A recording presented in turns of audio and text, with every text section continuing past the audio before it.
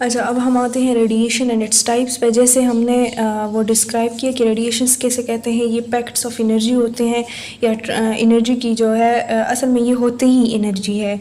और हमारे पास ये इमिट होते हैं। फॉर एग्जांपल यहाँ पे एक सोर्स है, उससे इमिट होते हैं, ट्रांसफ़र होते हैं स्पेस में थ्रू स्पीड ऑफ लाइट। ये हमारे पास बेसिकल जो है वो रेडिएशन की डेफिनेशन अगर आप से कोई पूछे ना। फिर हमारे पास टाइप्स है, तो टाइप्स में हमारे पास रेडिएशंस के हमारे पास बेसिकली 2 टाइप्स है। एक आयनाइजिंग रेडिएशन है,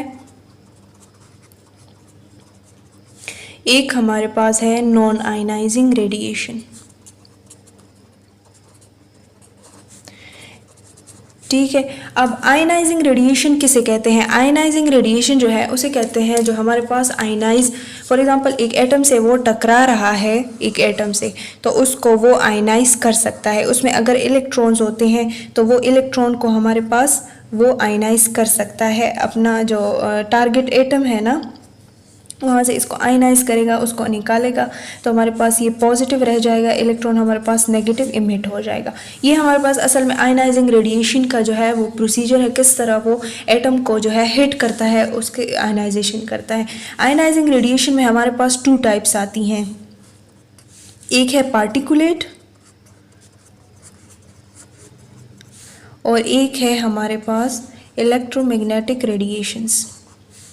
तो पार्टिकुलेट में हमारे पास, पार्टिकुलेट का मतलब यही है कि अगर ये रेडिएशंस है, रेडिएशंस तो आयनाइजिंग है, अगर ये रेडिएशंस है लेकिन वो एटॉमिक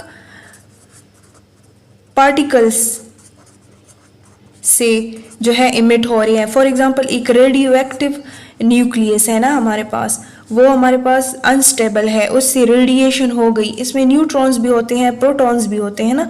अगर एटॉमिक पार्टिकल का असल में मतलब है प्रोटॉन, न्यूट्रॉन और इलेक्ट्रॉन, अगर इनसे ये रेडिएशंस इमिट हो रहे हैं, इनकी वजह से इमिट हो रहे हैं, बाय मीन ऑफ दिस अगर रेडिएशंस इमिट हो रही है तो उसको हम पार्टिकुलेट रेडिएशन कहते हैं। पार्टिकुलेट आयनाइजिंग रेडिएशन उसको हम कहते हैं। तो अगर ये न्यूट्रॉन प्रोटॉन हमारे पास अनस्टेबल है एक न्यूक्लियस में, उससे हमारे पास रेडिएशंस हो रही हैं, तो उसको हम कहते हैं पार्टिकुलेट रेडिएशन। इसके एग्जांपल में हमारे पास मोस्ट इम्पॉर्टेंट जो है वो अल्फ़ा आता है और बीटा आता है। ठीक है। इसके बाद हमारे पास आ जाता है इलेक्ट्रोमैग्नेटिक रेडिएशन। अच्छा, पार्टिकुलेट रेडिएशन के बारे में 2-3 बातें ये हैं कि इसका जो है चार्ज होता है, मतलब इस पे +2 चार्ज होगा, इस पे -1 हो सकता है या +1, डिपेंड्स ऑन द कंडीशन। फिर हमारे पास इसका चार्ज तो होता है, स्पीड इसका चेंज होता है, स्पीड चेंज होता है।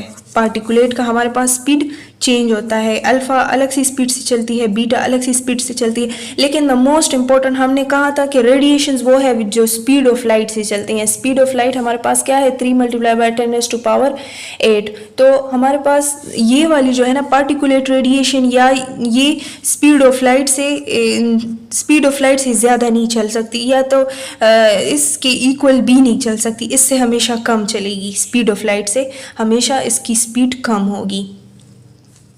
अच्छा, उसके बाद हमारे पास है इलेक्ट्रोमैग्नेटिक रेडिएशंस। इलेक्ट्रोमैग्नेटिक रेडिएशन जो है ये भी एक डिस्टर्बेंस है through space at the speed of light, और ये बिल्कुल स्पीड ऑफ लाइट के से जो है वो ट्रेवल करती है। इलेक्ट्रोमैग्नेटिक रेडिएशंस, इसका ना मास होता है ना इसका चार्ज होता है। इसके जो है ये इसके एग्जांपल्स में हमारे पास आता है एक्सरेज, गामा रेज, माइक्रो हो गए, रेडियो वेव्स हो गए, अल्ट्रा वायलेट हो गया, IR हो गया।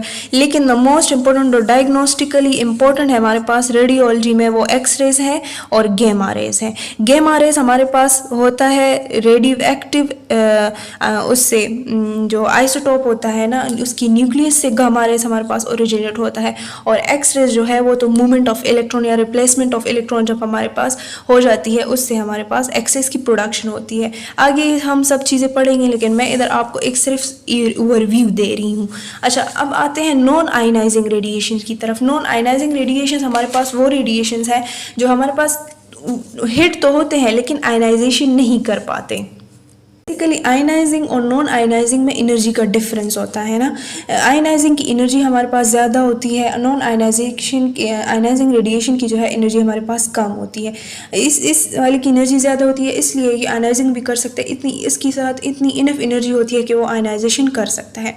पार्टिकुलेट और इलेक्ट्रोमैग्नेटिक रेडिएशन में एक द मोस्ट इम्पॉर्टेंट पॉइंट ये है कि जो पार्टिकुलेट रेडिएशन है इनकी स्पीड ऑफ लाइट से कम होती है, इसलिए ये डायग्नोस्टिकली ज़्यादा इम्पोर्टेंट है भी नहीं।